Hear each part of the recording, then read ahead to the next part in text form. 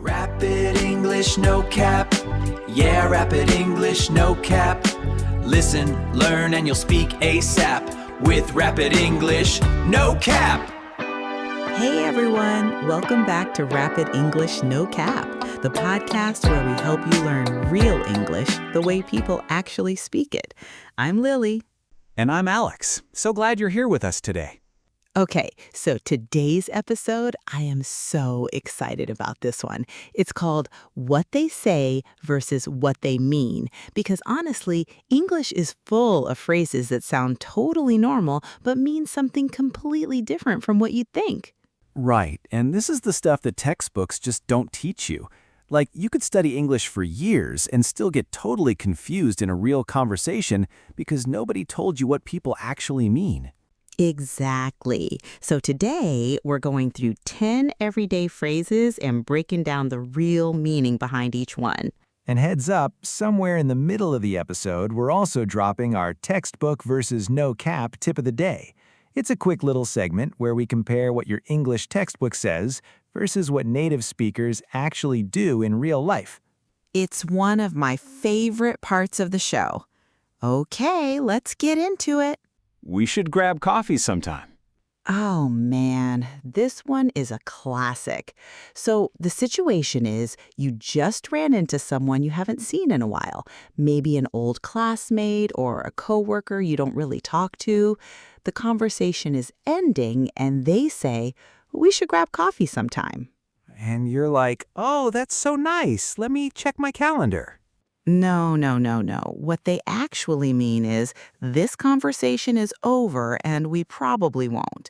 It's a very polite way to say goodbye. It's not a real invitation. It's more like a soft exit. Yeah, you're not supposed to actually text them and say, hey, are you free Tuesday? Well, you could, but they might be very surprised. Ha ha ha. They'd be like, oh, wow, you actually, yeah. So just take grab coffee sometime as a friendly goodbye and move on. Interesting idea. This one is brutal. So picture this. You're in a meeting or a class, you share your idea with everyone, feeling confident, and your boss or your teacher looks at you and says, "That's an interesting idea." Ooh, what they actually mean, I don't like this, but I'm trying to be polite. It's the English version of a very gentle no. Nobody ever says interesting idea about something they're actually excited about. Right. If they love it, they'd say, oh, that's great, or yes, let's do that, not interesting. Interesting is the danger word. If someone calls your idea interesting, go back and rethink it. Exactly. Interesting equals danger. Okay, number 3. I'll let you know. So you asked someone something, maybe you invited them to a party or asked them for a favor, and they say, yeah, I'll let you know. Probably not. They are not going to let you know. What they really mean is, I don't want to say no right now, so I'm saying this instead. Right, it's a way of not committing to anything. And honestly, sometimes that's kinder than a direct no. But as an English learner, don't wait by your phone for that message. Yep, plan something else. Move on. Okay, phrase 4. No worries. Okay, this one sounds so easygoing and chill, right? Someone says, no worries, and you think, oh great, everything is totally fine. Mm-hmm. But here's the truth. When someone says no worries, there might actually be some worries. Like you just canceled plans at the last minute. You say sorry, they say no worries, but on the inside, there might be a little frustration happening. Yeah, it means, okay, it happened. I'm not going to make a big deal out of it. But it doesn't necessarily mean they're totally unbothered either. Exactly. It's the English way of being graceful about something that kind of bothered them. So if someone says no worries, appreciate it, and maybe don't do the same thing again. That's crazy. So here's the scenario. You're telling someone a long story. You're really into it, giving all the details, building up to the big moment. And they just go, "That's crazy," which actually means I'm not really listening, but I need to respond. Yes, that's crazy is basically the universal filler response. It works for literally anything. My cat knocked over my coffee this morning. That's crazy. I got promoted at work. That's crazy. I moved to a new apartment. That's crazy. It's the non-answer that keeps a conversation going. So if you share something really important and they just say, "That's crazy," they might not have been fully tuned in. Ask them to repeat what you said. That'll be fun. Haha, do it. Okay. We are halfway through our phrases, which means it is time for our textbook versus no cap tip of the day. Yes, love this segment. Okay, today's topic is fewer versus less. So your English textbook will tell you you must say fewer people, not less people. The rule is fewer is for things you can count, like people, apples, or chairs. Less is for things you can't count, like water, time, or stress. Right, that's the textbook grammar rule. And technically, it's correct. But, and this is a big but, in real everyday conversation, almost nobody follows this rule. Like if you're at a party and it's not very crowded, you would naturally say, There are less people here than I expected, not fewer people, just less people.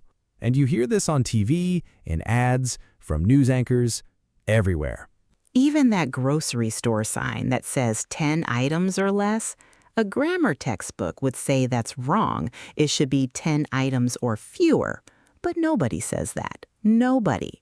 So the no cap tip for today, in conversation, less people is totally normal and natural.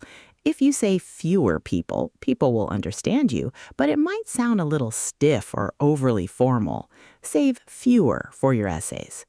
Grammar for the classroom, less for the street. Exactly. Okay, back to our phrases. Number 6, we need to hang out soon. Oh, so similar energy to the coffee one. Right. Someone says, we need to hang out soon, and it sounds like they're really motivated to make plans. What they actually mean, maybe in 6 months. It's a warm, friendly thing to say at the end of a conversation, but there's usually no actual plan attached to it. And the key word is soon, because soon can mean next week, next year, eventually, never. Yes. If someone actually wants to hang out, they'll say, are you free this Saturday? That's the difference. A real invitation has a date and a time. Exactly. No date, no plan, just vibes. Okay, number 7. I'm good. Oh, this is a tricky one for English learners. So the context here is someone offers you something, maybe food, a drink, a second helping, and you say, I'm good. Which literally sounds like you're saying you feel fine or you're in a good mood, but actually, in this context, I'm good means no thank you. It's a super casual, easygoing way to decline something.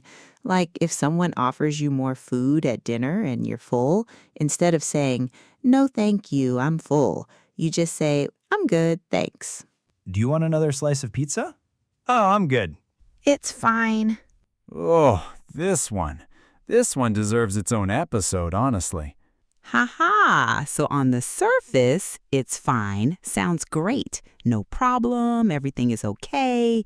But in real life, depending entirely on the tone, it's fine can actually mean it is absolutely not fine. It's fine. It's fine. That is the most dangerous 2-word phrase in the English language. If you hear someone say it's fine in a super calm, neutral voice, be worried. Be very worried. The level of calmness is directly proportional to how not fine it actually is. So true. The calmer they sound, the worse the situation. Okay, number 9. Do you mind?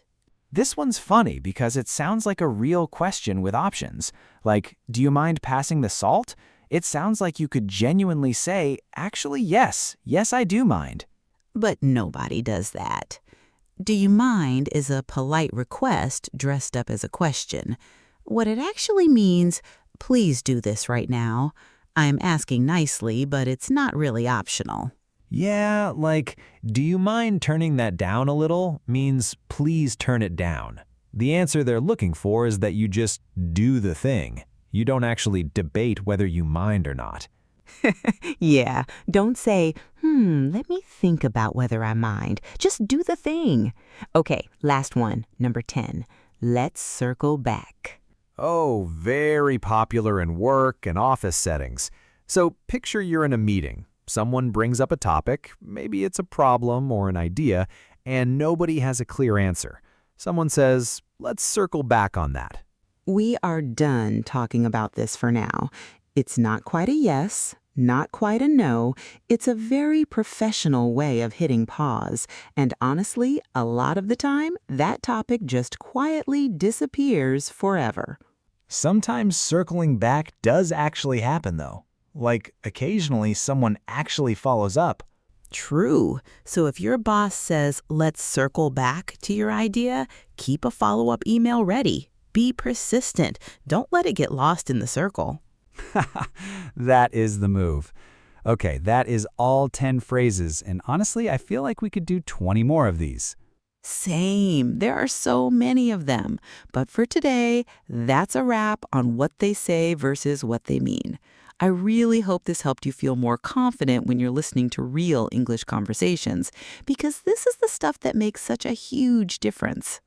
For real. You'll start noticing these phrases everywhere now, in movies, TV shows, at work, with friends, and now you'll know exactly what's actually going on. Thank you so much for tuning in to Rapid English No Cap. Seriously, we appreciate every single one of you listening from wherever you are in the world. It means a lot to us. Take care, keep learning, and we'll see you in the next episode. Bye, everyone. Bye. Is your speaking game moving kinda slow? We got the cheat code, it's time you know. Rapid English, no cap. Yeah, Rapid English, no cap. Listen,